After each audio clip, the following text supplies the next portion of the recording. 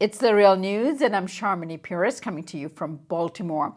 As we go on air, exit polls in Israel are predicting that Prime Minister Benjamin Netanyahu will be re-elected for a fifth term as Prime Minister, in spite of the fact that Prime Minister has 3 indictments on charges of corruption against him. Netanyahu caused a stir on Saturday when he announced that he supports the annexation of Jewish settlements in the West Bank.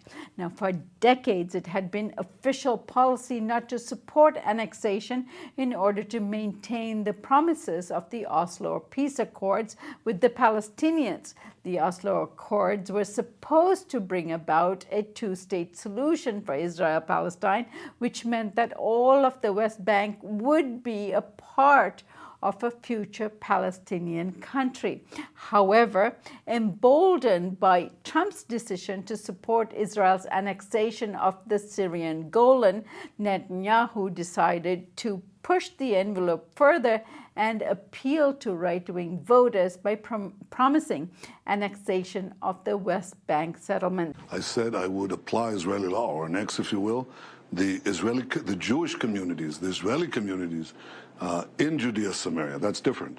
And I want to do it as far as I can with American support. And I've said time and time again that I would not remove a single Israeli settlement or a single Israeli forcibly. I'm against this whole notion of ethnic cleansing. I just don't believe in it.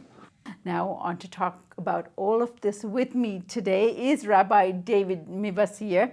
He is a Rabbi Emeritus at Owat Olam in Vancouver and a member of the Jewish Voices for Peace. Rabbi, thanks for joining us today. Thank you. Rabbi, the world has been abuzz, waiting for this election, waiting for the results, saying that this kind of talk about annexation is actually an end as far as the 2-state solution is concerned. So will this move on the part of Netanyahu assist him to get over the finish line here as we see election results coming out over the next few days? And is it the end of the 2-state solution, as analysts predict? I think it's the end of the illusion. It's the end of the pretense, and hopefully it'll be the end of this kind of false talk about a 2-state solution. A 2-state solution hasn't been a realistic consideration for decades. Back in the 1980s, it was declared to be basically dead on arrival.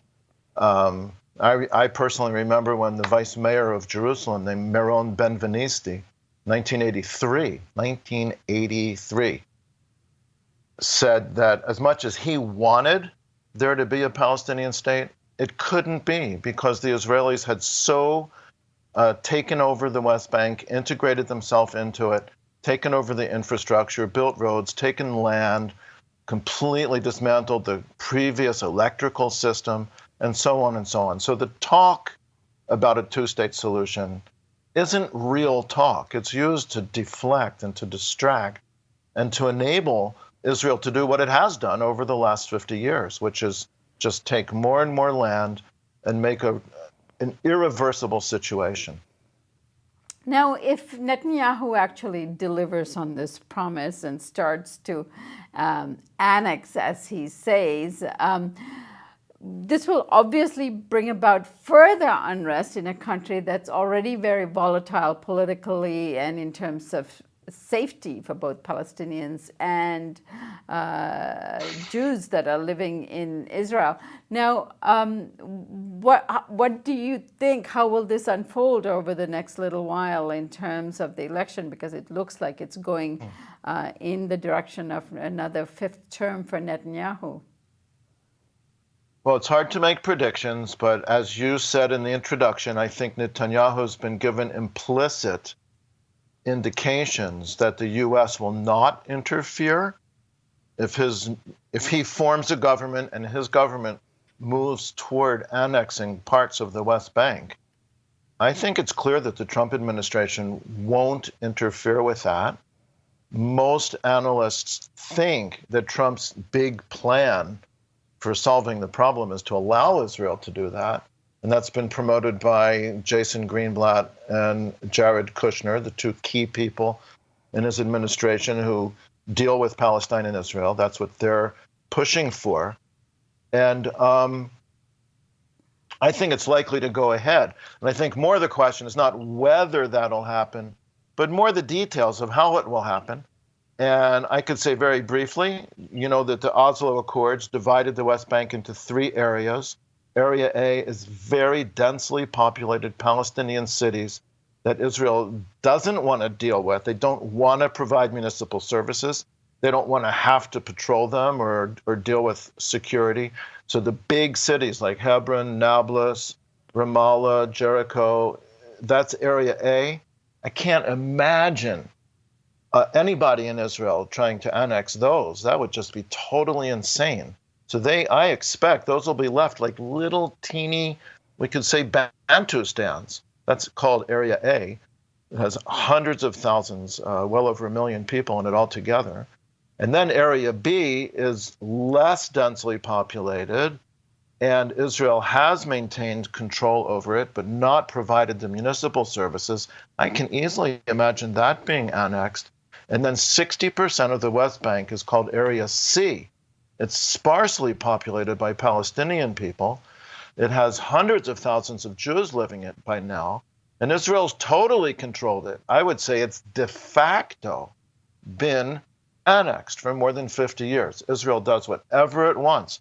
It applies Israeli law. It does everything. So I'm just saying the details. I expect, from what I've heard, they may annex Area A and Area B, but not, Area C and Area B, but not Area A. And then a question is, after they annex it, are they going to extend citizenship to the Palestinians who live there? How will they be treated? Will they have equal human rights, political rights, civil rights? I would assume when you annex a place, the people who live there become citizens. So in fact, if that does happen, big if, but if that does happen, the Palestinians who live there will end up with more rights and more access to influence over their own lives than they've had for the last 52 years. So there are a lot of big questions up in the air. I don't know how we can predict it, but those are some of the things to watch for in the coming weeks and months. All right, Rabbi, one last question to you. Before we got started, we were chatting, and we're so surprised that this election is going in this direction. And you said, well, we have Trump in the United States, we have Bolsonaro in Brazil, and Netanyahu. How do you explain this kind of right-wing shift in spite of the corruption allegations and indictments against Netanyahu? How do you explain this in Israel? In Israel in particular, I think people in Israel, when I say people, Jews in Israel, who make up about 80% of the population, I think are very focused on claiming the land, holding the land, and their own security. And I think there's been a lot of, I could say like indoctrination, propaganda, or just a lot of misinformation put out, persuading them that the safest thing they can do is have such a powerful strongman protecting them, that's what they've gone for. In all these countries. I thank you so much for joining us today, Rabbi. Thank you. And we'll have you back as the results of the election unfolds. Well, thank you very much. And thank you for joining us here on the Real News Network.